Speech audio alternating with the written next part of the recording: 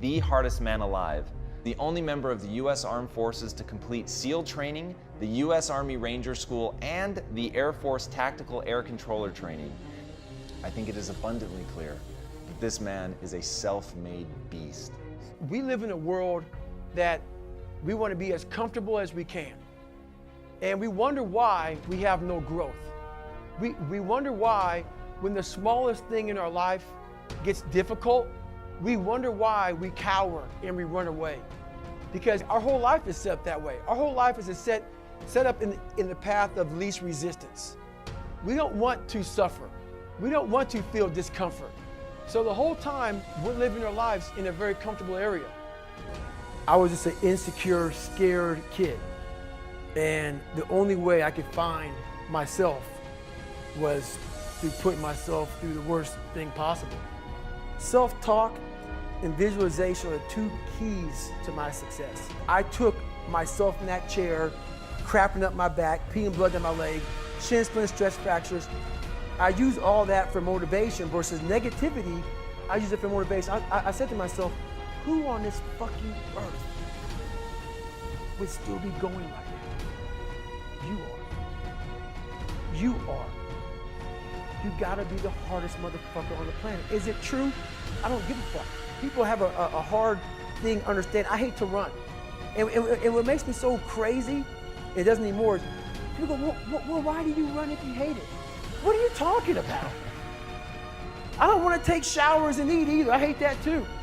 That's life, man. It wasn't until I changed that mentality that I became somebody. I hated going to school, so guess what? I was dumb as shit. That's what, 1 + 1 is 2.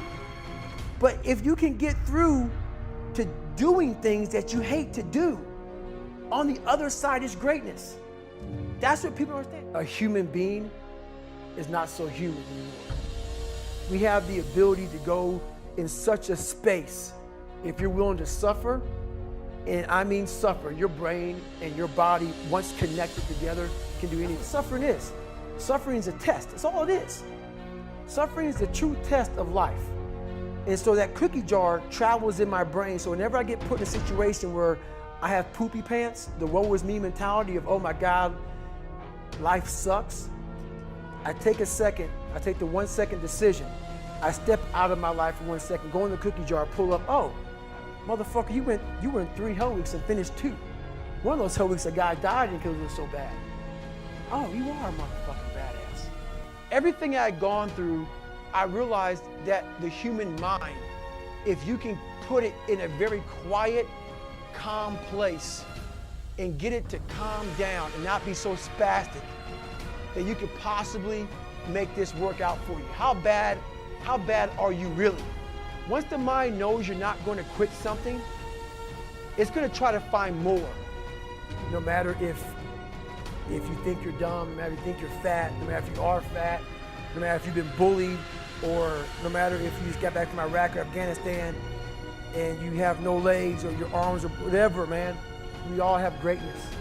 You got to find the courage out there, but it's going to take hard work, courage, self-discipline. It's going to take all the non-cognitive skills. All the non-cognitive skills to be great. You know, smart is good, all this stuff is good, that's all cognitive. A warrior is not a person that carries a gun. The biggest war you ever go through is right between your own ears. It's in your mind.